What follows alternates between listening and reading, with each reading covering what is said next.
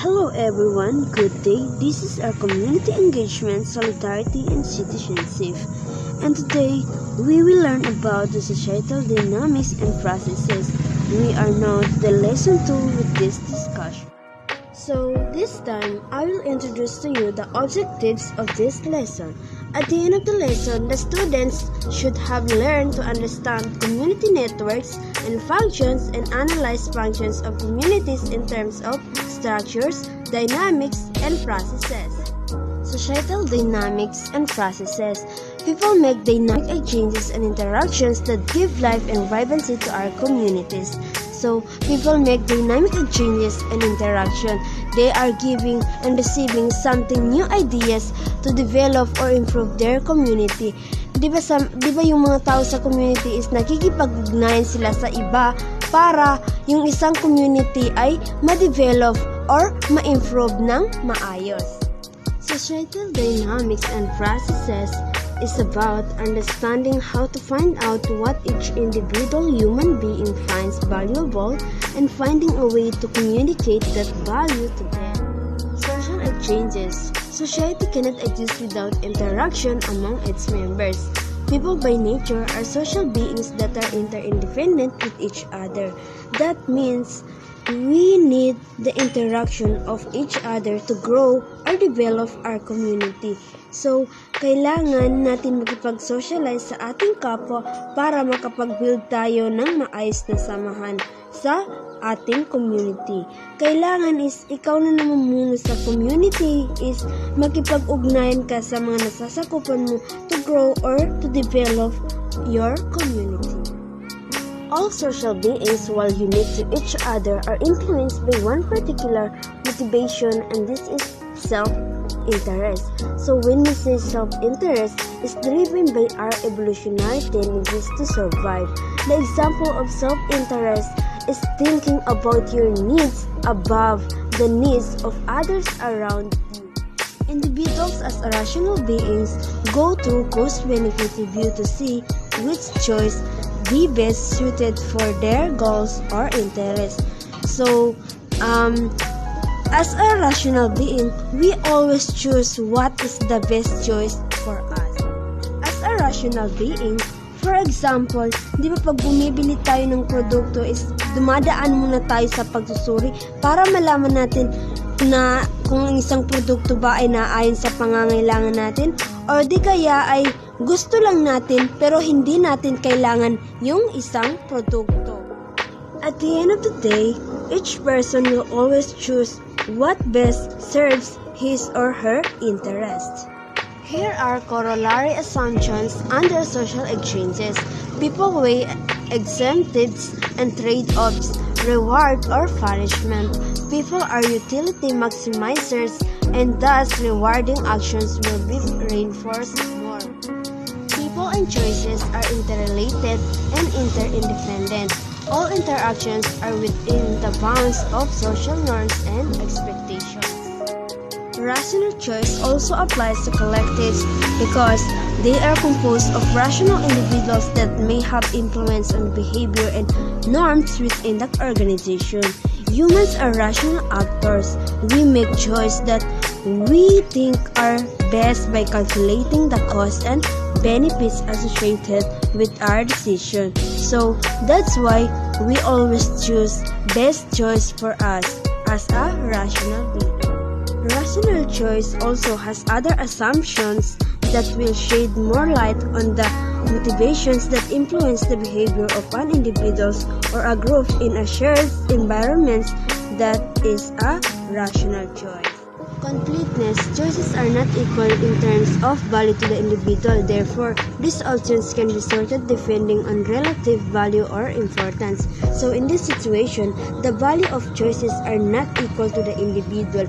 Kumbaga, sa isang produkto is walang pantay-pantay na presyo sa bawat mamimili.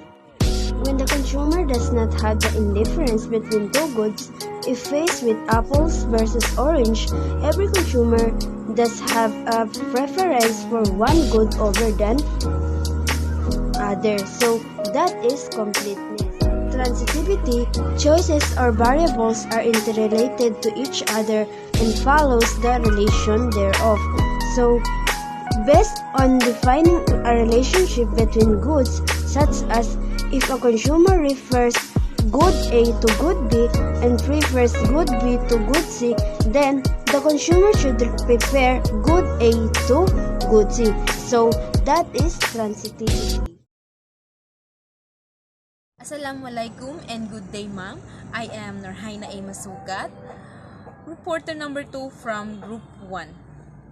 So my topic, it is all about the competition and conflict and cooperation and accommodation. So first, let me discuss what does competition means. Competition is a situational in which two or more people or groups are trying to get something which not everyone can have. It means competition, it involves two or more firms in which firms tries to get people to its own goods in preferences to the other firms. So, ibig sabihin nga, alam naman natin ang ibig sabihin ng competition ay pakikipagkompetensya sa iba.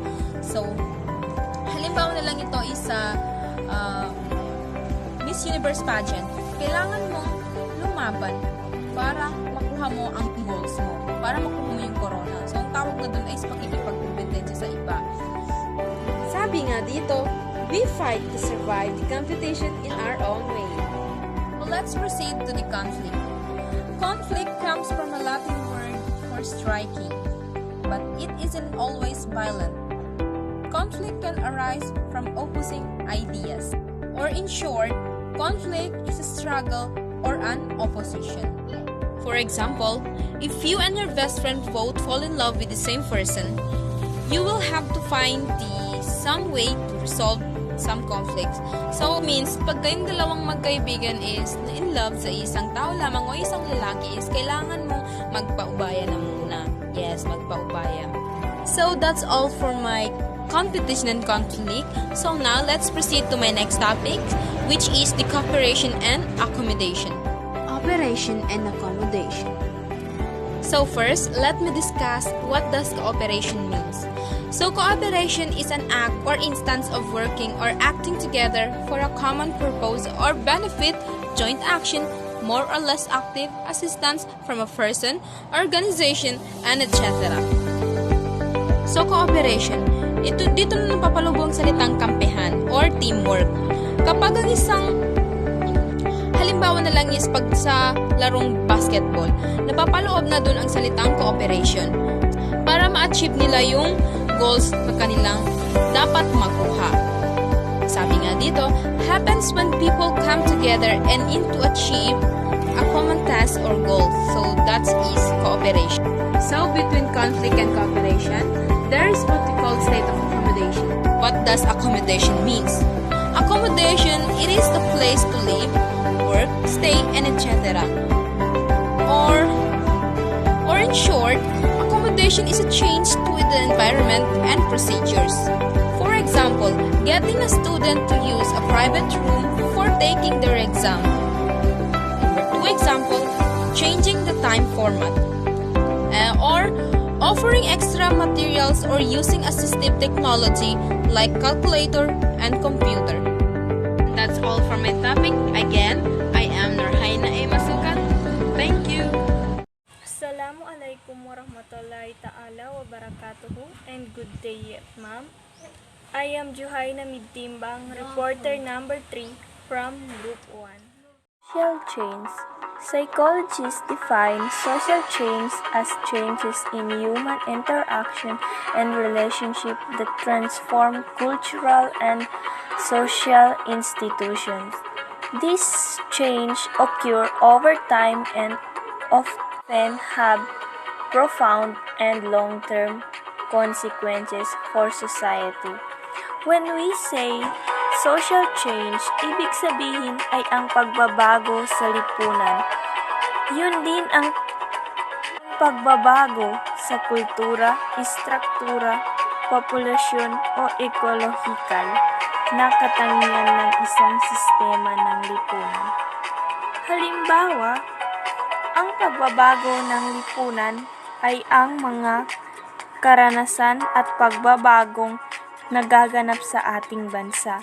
Kung noon ay tahimik at payapa pa ang ating pamumuhay, ngayon ay nag-iba na ito dahil sa dami ng kinakaharap ng ating lipunan. Okay, so let's proceed to perspective of social changes. Number 1, revolutionary theory explains that society follows an evolutionary development from a simple commune and then moves toward from complex system. Okay, so of evolutionary theory, ito ay isang theory na ginawa ni Charles Darwin. Ayon sa kanya, lahat ng living life forms, tao, hayop, etc. ay konektado sa unang living life na nabuhay. Halimbawa na lang nitong evolutionary theory ay ang pagbabago ng unggoy sa pagiging tao sa loob ng mahabang panahon. Let's proceed to number 2. Conflict theory explains that conflict between the holder of power and disenfranchised are the drivers of social change, and conflict is necessary characteristic in social relations. So, ibig sabihin ng conflict theory, pinapaliwanag dito ang mga hidwaan sa pagitan ng mga may hawak ng kapangyarihan. Kumbaga, yung mga taong may kapangyarihan, kinakailangan ng hidwaan dahil ito ay kaugnayang panlipunan.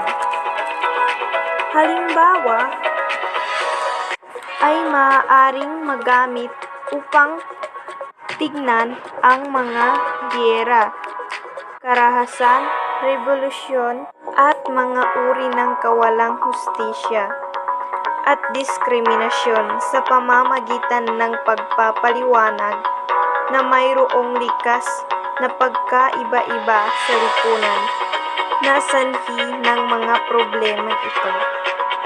Okay, so let's proceed to functionalist theory. Explains that the set rules and statuses hold social balances, and therefore any change in the same will have repercussions of the functions of the other rule and statuses. Ibig sabihin, ang mga itinakdang papel at katayuan ay nagtataglay ng balanse sa lipunan. Ang anumang pagbabago sa pamamaraan ay nagkakaroon ng mga epekto sa mga nagpapaandar ng iba pang mga tungkulin at katayuan. Halimbawa, ang krimen ay hindi nagagamit dahil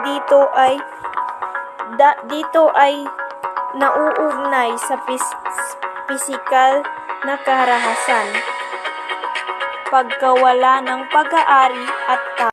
Ngunit ang krimen ay gumagana rin para sa lipunan sapagkat humahantong ito sa mas mataas na kamalayan sa mga ibinabahaging aral at nadagdagang pagkakaisa sa lipunan. So, let's proceed to community structure, process, and dynamics. Community structure means the internal structure of an employment area, town, city, neighborhood, or other urban area. It includes the population of housing, job, and production service, and leisure time areas, along with transport routes and technical works, their location and relationship.